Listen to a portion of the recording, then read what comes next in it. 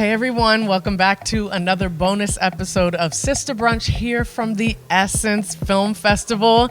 And this, I just have to share a little bit about how this interview happened, which is my dear friend Lisa Marie Rollins, who is a phenomenal playwright, impactful, purposeful plays that we hope are going to turn into some movies. And so we're gonna put some love out in the universe for that to happen. And maybe this is the start of collaborating together. So she told me about Ms. Jacqueline Luckett, who is here with her screenplay doing a reading, and the feature film is called Passing Love. So Jacqueline Luckett, welcome to Sista Brunch. Thank you. I'm happy to be here.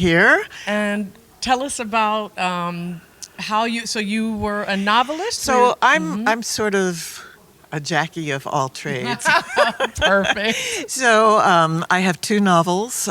This one, Passing Love, I adapted for the screen. It's taken me a long time to get to this point, but I did it. And I'm actually... Let's just... Yes, congratulations. Thank you. That's huge. Yes. Okay, good. Yes, okay. it is. I think I'm still in shock, but it's a good kind of thing. Good, good. Yeah. So I'm happy to be here. Passing Love is an interesting novel.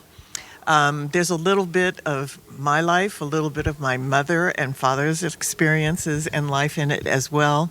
I sort of came across the idea because a long time ago, I found this picture of this beautiful woman in my parents' family album. Neither one would tell me who that person was. And so she sort of stayed in the back of my mind, and somehow, along with my brain just trying to think of a story to tell, I came up with this idea of this woman. So I've got two characters. My main character is Nicole. The other character is Ruby. And the novel is very, very different from the screenplay. The theme is the same. We've got family, identity, love, but the way you have to tell it, or I've had to tell it, is very different from the way it's written. So the basic premise of the story is that there's a woman who finds out after 50 years that her mother is not her mother. So she's very shocked. Yes. And she finds out that the woman that is her mother lives in Paris. Oh, so how convenient. Not a bad thing to Not find a bad out. thing at all. And then does she get to journey to Paris? So she journeys to Paris. It's a difficult thing because she doesn't speak the language. She doesn't know the, let's call it, bureaucracy of France and how to get information. But she happens to find expat, journalist, who helps her on her journey. And I'll just leave it at that. Okay. Yeah. Okay. And I'm going to have you just bring your mic Thank up a little you. bit.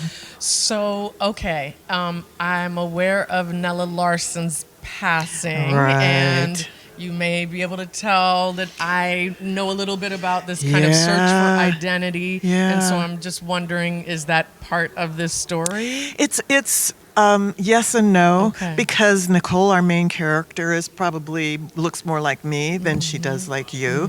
But she has questions just about her life. And when she goes to find the woman who is her actual mother, yes, that very much comes into play. And I'm inspired by Nella's work. Yes. And also, I've heard this myth that there have been white people who have passed for black, which is strange. And there was a play on Broadway called Passing Strange that did that. Yes, And then within my family, my grandfather was very fair-skinned, but my mother and her aunts could never say whether he was black or white. So this whole question of passing has kind of existed for me, so I just decided to explore it. I love Yeah. it. And what was the process like going from novelist to screenwriter? Well, I love writing, and that's a good thing. The hardest part was taking all the information that's in the novel and putting it into the screenplay. You know, we've got two different things going on here. In a novel, you have to explain everything. Place, I forced myself to go to Paris to really understand the place for my readers. Place is really important. Mental, thoughts are really important as well. So just taking that physical and making it simply dialogue was difficult. And I went through many, many iterations. So for people out there who are thinking about converting their work, adapting their work.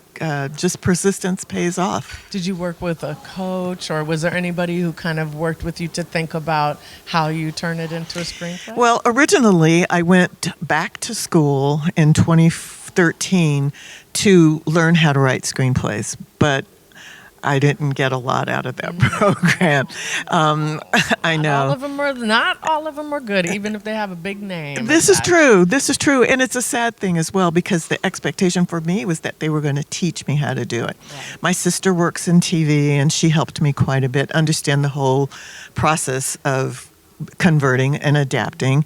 But a lot of it I just did by myself. Yeah, so we have trial a and error. segment on Sista Brunch called Let's Talk Tech. And so it doesn't have to necessarily mean tech, like, kind of digital, but also it can be in terms of creativity or screenwriting. Are there any terms that you learned that, kind of someone who is not a filmmaker or not a screenwriter would not know that term? That's a really broad question for me. I think the word that comes to mind for me is logline, which is, maybe people are familiar with it. It's a summary. It's like a 1 or 2 sentence summary of your whole story. So the task in writing your logline is to put all the energy of your story and to summarize the characters, but only in 1 sentence. So that was a challenge for me. You just keep writing and revising, and I think revision, although everybody understands that word, is one that definitely applies to writing in general, whether it's novel or to screenplay. And what's next for the journey of this feature? What are you hoping to have happen? Oh gosh, I'm a little bit emotional about this because my mom read my novel. She passed a couple of years ago. But she's a really energetic, wonderful woman.